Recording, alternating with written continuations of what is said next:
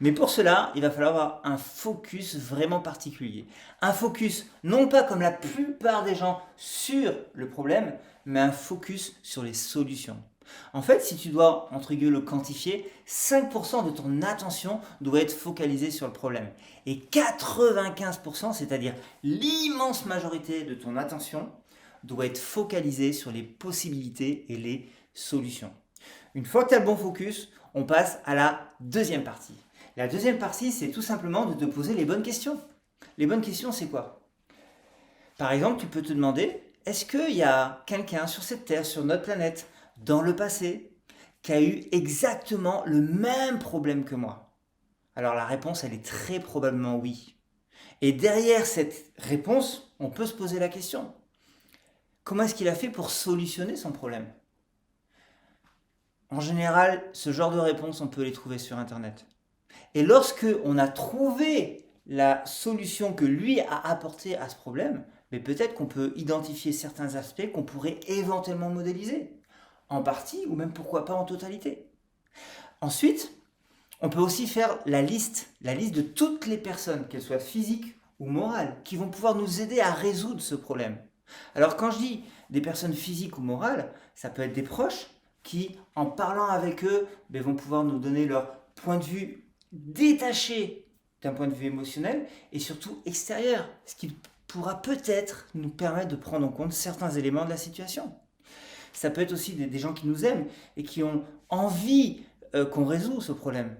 Ça peut être des gens pas forcément qui nous aiment, mais qui sont impactés indirectement par ce problème, donc qui ont un intérêt à, à ce qu'on résolve ce problème.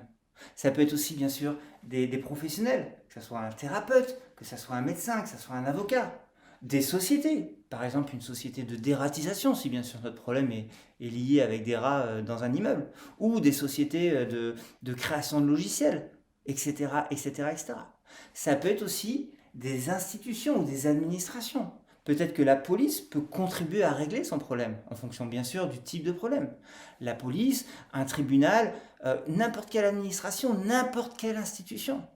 En fait, bien souvent, on pense qu'on est seul à régler son problème, à devoir régler son problème.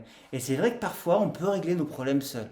Mais dans l'immense majorité des cas, il va falloir se faire accompagner par des sociétés, par des professionnels, par des amis, par des personnes impliquées, par des personnes qui ont des compétences ou des ressources que nous n'avons pas. Donc fais la liste de toutes ces personnes, physiques ou morales, qui vont pouvoir t'accompagner, qui vont pouvoir t'aider à résoudre ton problème. Et enfin, troisième point, tu vas visualiser toutes les possibilités éventuelles pour pouvoir résoudre ton problème. Quand je dis de visualiser toutes les possibilités, toutes les manières possibles de résoudre ton problème, tu vas faire ce qu'on appelle un brainstorming. En anglais, brain, c'est le cerveau et storm, c'est la tempête. Un brainstorming, c'est un langage utilisé dans le marketing par les agences de pub, etc., qui littéralement veut dire la tempête du cerveau. On se pose autour d'une table, toutes les personnes du projet, et on balance des idées. Alors ce brainstorming, tu peux le faire seul avec toi-même, ou éventuellement avec des personnes de la fameuse liste qu'on a évoquée à l'instant. Et là, on va poser plein d'idées sur la table, plein d'idées de possibilités de solutions, ou de solutions potentielles. Soyons très clairs. Lors d'un brainstorming, le but n'est pas de juger les idées, de les trier. Le but est de vraiment lâcher son cerveau. Si aujourd'hui tu as un problème dont tu n'arrives pas à sortir, c'est que la solution n'est pas évidente. Si elle était évidente, tu n'aurais plus ce problème. On n'en serait pas là en train de discuter. Si tu as un problème dont tu n'arrives pas à t'extirper, c'est parce que tu n'as pas trouvé la solution. C'est parce qu'elle n'est pas évidente. Donc peut-être qu'il va falloir chercher en dehors de la boîte. Donc pendant ton brainstorming, tu laisses toutes les idées sans les juger, même si elles te paraissent complètement démentielles, improbables, impossibles, etc., etc., etc. Je vais donner un exemple. Je vais sortir un petit peu du cadre de notre conversation pour te partager un brainstorming d'une efficacité redoutable.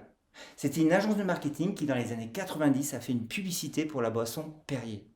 Donc, ils ont un contrat. Ok, on doit vendre du Perrier. Comment est-ce qu'on va faire? Brainstorming. Toutes les personnes du projet balancent des idées complètement loufoques, complètement débiles, voire complètement négatives. À tel point qu'à un moment, il y a un publicitaire qui a dit Perrier, c'est pour les PD. Alors évidemment, cette idée-là, elle est hachée. On va pas faire une campagne de pub en disant que Perrier c'est pour les PD. C'est dénigrant pour les homosexuels et forcément c'est pas, enfin en termes de com c'est de la merde. Par contre, en ayant lâché cette idée, il a ouvert dans la tête de l'un de ses partenaires une autre idée. Non, Perrier c'est pas pour les PD, c'est pour les folles. Cette idée bien sûr n'était pas bonne. Par contre, il y a une troisième personne qui a récupéré ça et qui a dit non non, Perrier c'est fou. Et ça y est, ils ont trouvé le proverbe. Et en fait, en partant d'une idée qui était absolument négative, destructive, bizarre, insolite, absolument pas bonne, ça a fait naître une autre idée, qui elle-même a fait naître une autre idée, et Perrier c'est fou, ce fut l'une des campagnes publicitaires les plus phénoménales de toutes les années 90. Pendant 5 ou 6 ans, ça a porté Perrier et ça a fait exploser les chiffres d'affaires. Et ça, c'est né d'un brainstorming où les gens ne se sont pas fermés à dire à l'intérieur d'eux-mêmes, non, ça va pas être bon, faut pas que je le sorte. Et c'est exactement ce qu'il va falloir que tu fasses dans cet exercice. Aujourd'hui, tu as entre les mains ton problème, tu n'as pas la solution. Balance toutes les solutions possibles ou même impossibles sur la table. Mets-les par écrit et fais-le sans jugement. Après, on fera le tri. Dans un premier temps, on marque tout. Ça, c'est la première étape.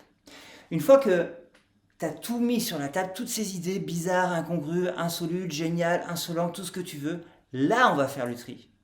Et là, tu vas voir un petit peu celles qui peuvent être éventuellement réalisables ou qui peuvent être améliorées. Éventuellement, en voyant ces idées, tu vas en créer sur le tas une troisième, etc. Et à partir du moment où tu auras une base d'idées à peu près potable, qui sera issue de cette globalité d'idées en vrac, là, tu vas choisir les 3 meilleures idées de possibilités éventuelles. Les 3 possibilités éventuelles pour solutionner ton problème. Donc, premièrement, on fait un brainstorming, on met tout et n'importe quoi sur la table. Deuxième étape, on fait un tri, on prend que ce qu'il y a de meilleur. Et troisième étape, on prend les 3 meilleurs à partir desquels on va commencer à bosser pour trouver la solution à ton problème.